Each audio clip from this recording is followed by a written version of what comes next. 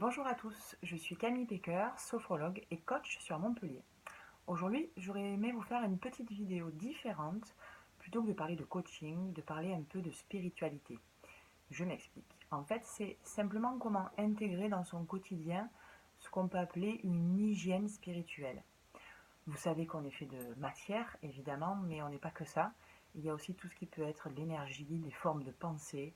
Quand vous êtes en train de penser régulièrement, c'est pas de la matière concrète, vous pouvez le concrétiser après dans un projet, mais ça reste quelque chose qui est assez vaporeux et qui est pourtant très présent en soi. Pour ça, je vais essayer de vous donner quelques petits outils ou quelques petits points de vue pour dans votre quotidien arriver à intégrer un peu plus votre hygiène spirituelle. Vous pouvez par exemple, quand vous prenez votre douche, vraiment imaginer de vous mettre dans le ressenti que l'eau qui coule sur vous, au-delà de vous laver physiquement, elle vous lave aussi énergétiquement parlant.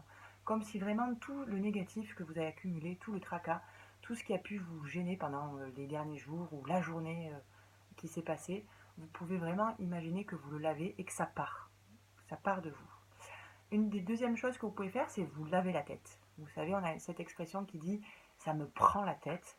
Et bon, quand quelque chose me prend la tête, vous pouvez tout à fait, pour les femmes, ça se fait déjà un peu plus facilement, mettre la tête en bas dans la baignoire ou dans la douche et se laver.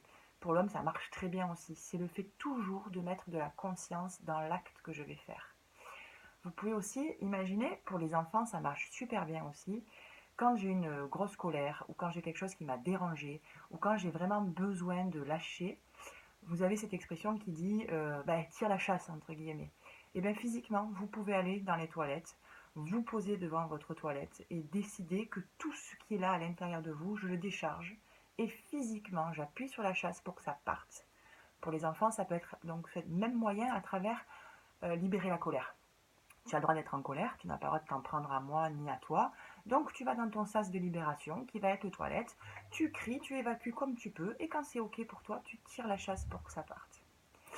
Autre petit outil qui peut être, c'est évidemment le manger en conscience, c'est-à-dire vraiment quand vous essayez de manger, prendre conscience de votre position, de votre corps, de la salivation qui se fait, de la mastication, du plaisir des papilles qui s'ouvrent.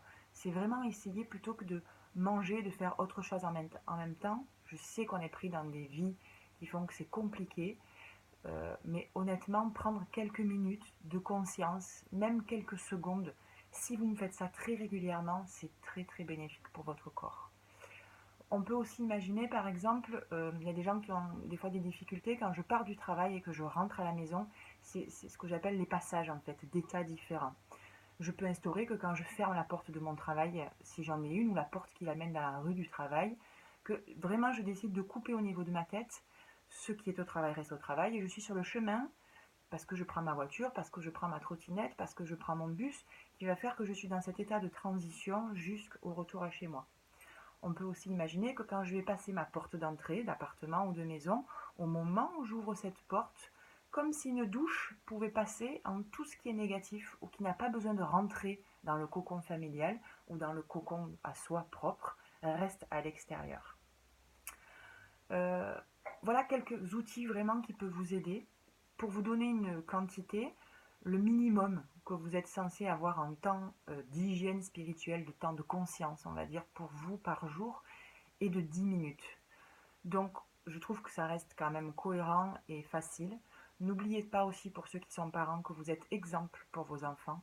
Et plus ils vont voir que vous mettez aussi de la conscience sur vos états d'âme, états d'être, et que vous arrivez seul à essayer de remplacer, de libérer et d'avancer, c'est un très bel exemple pour vos enfants. Voilà, j'espère que vous allez arriver à mettre en place et que c'est peut-être déjà le cas et c'est au plaisir d'écouter vos partages et de les écrire. Voilà, merci et belle journée à tous.